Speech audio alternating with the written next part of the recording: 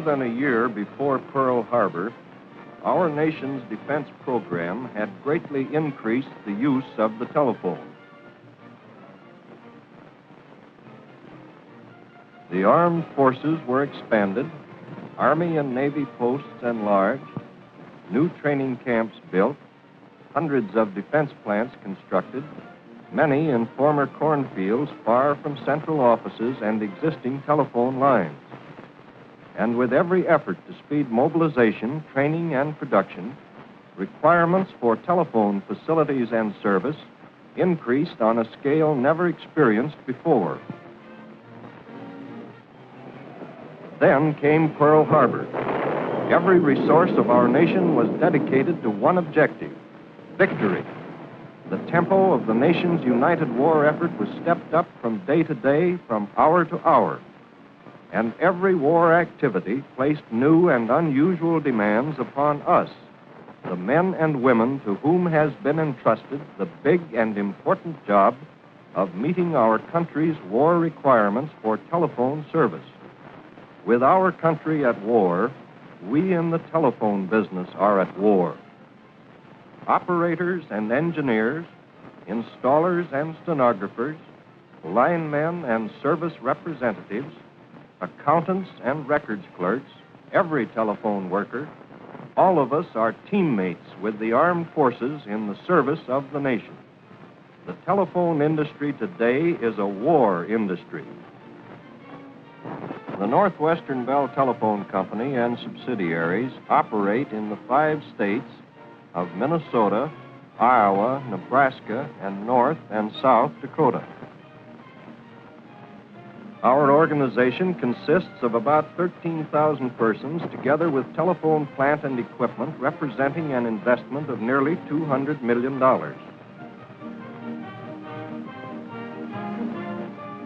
Our companies operate 625 exchanges in which there are nearly 1 million telephones.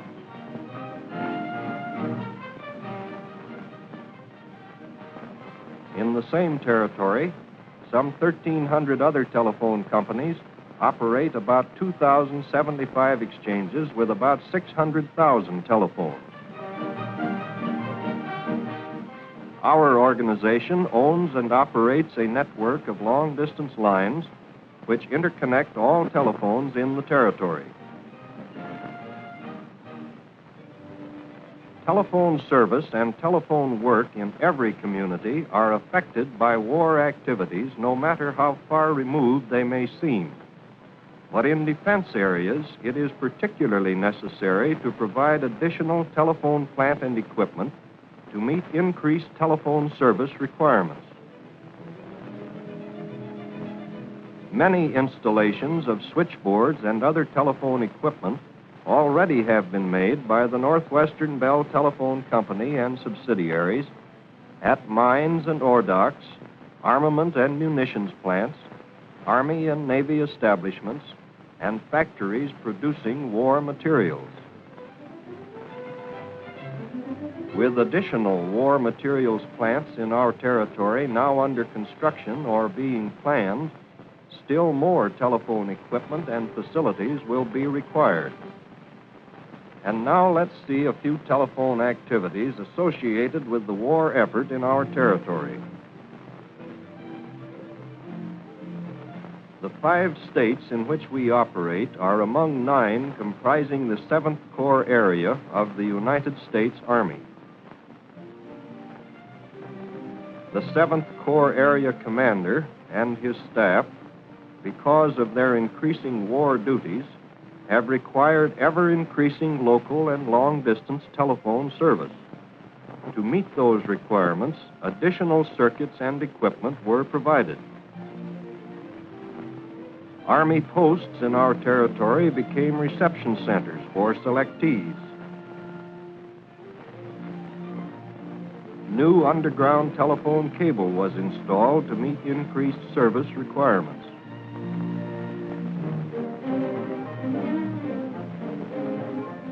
The importance of telephone facilities and service in the operation of these posts is evidenced by the number of telephone instruments and teletypewriters in almost continuous use. Many public telephones were installed for the convenience of the soldiers and to lessen the load on the post private branch exchange. Another Army post was converted into a motor transport school to train large numbers of drivers and maintenance men. This increased the post's telephone service requirements, which, of course, meant more circuits, more equipment, more telephone work. At a naval aviation training base, young men are learning to fly the planes that are rolling off the production lines in ever-increasing number.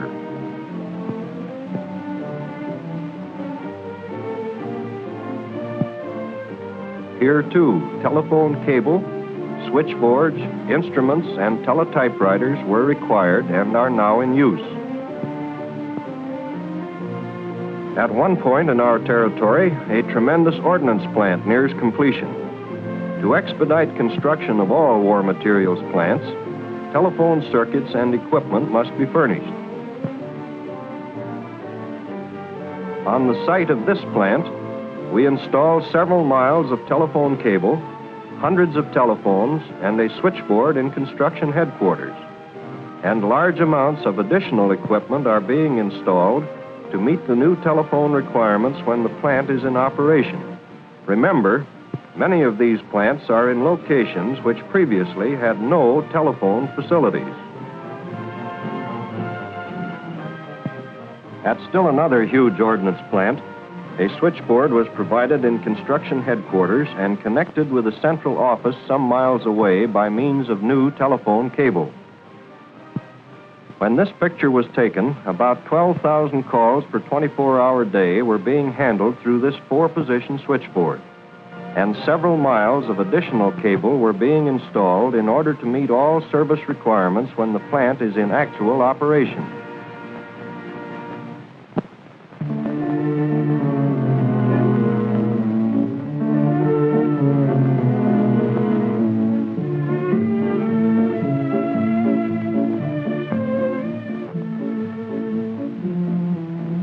At this large war materials plant, a switchboard was provided in construction headquarters, and while construction was underway, another manual switchboard and dial switching equipment were installed and made ready to be cut in the moment the plant began operations.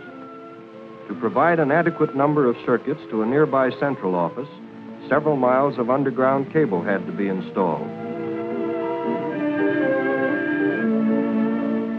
In fact, this plant and nearby housing projects created such extraordinary telephone demands that it was necessary to enlarge the central office serving the community and to provide additional circuits between that central office and an important long-distance switching center some miles away.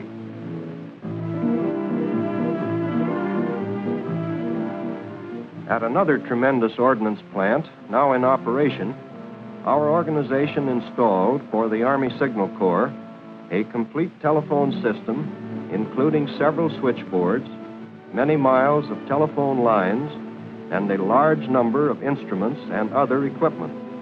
To meet the service requirements of this war plant, it was necessary also to provide many miles of trunk lines between it and a central office and to enlarge the central office itself. Specially qualified telephone employees assist Army and Navy staffs and war industries in determining their telephone requirements and coordinate the efforts of all telephone people in meeting these requirements promptly and fully.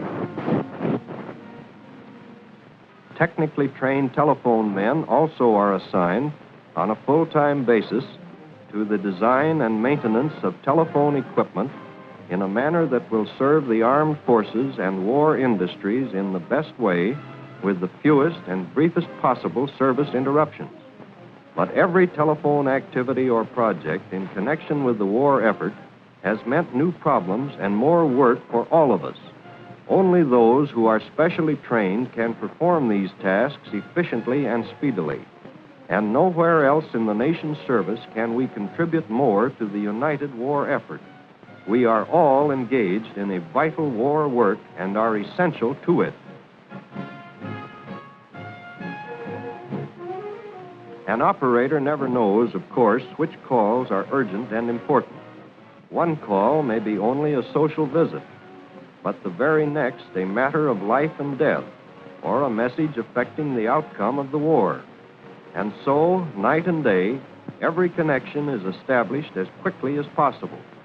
Then the message must go through. Lines and equipment must be maintained at all times, and when interruptions do occur because of storm, flood, or fire, service must be restored with all possible speed. These are traditions, a part of that spirit of service which characterizes our organization and has been demonstrated by so many acts of heroism at the switchboard and out along the lines.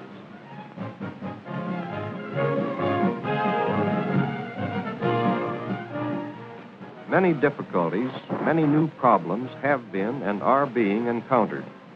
There are acute shortages in several metals and other materials commonly used in telephone equipment and telephone lines, and now required in tremendous quantities for the implements of war. When this picture was being produced, the telephone business already was operating under government restrictions due to shortages of materials on certain services and equipment for civilian use, and it appeared likely that further restrictions would be necessary. The Western Electric Company, manufacturer and supplier for the Bell telephone system, maintains 2 distributing branches in our territory. Such new equipment and materials as are now available to us are obtained through these distributing houses.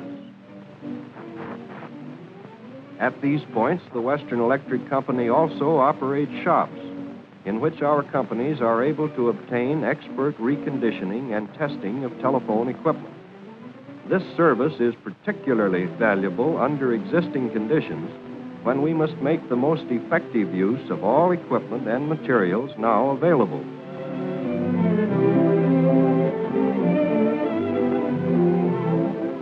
Within its territory, this Northwestern Bell organization of ours has met and is meeting, promptly and fully, the telephone requirements of our government, our armed forces, and the war industries. We will continue to meet our country's war needs for our services, and we pledge ourselves to provide the general public at the same time with the best and most adequate service that is possible under existing conditions. And now, let's all join this chorus of Northwestern Bell employees in singing America the Beautiful.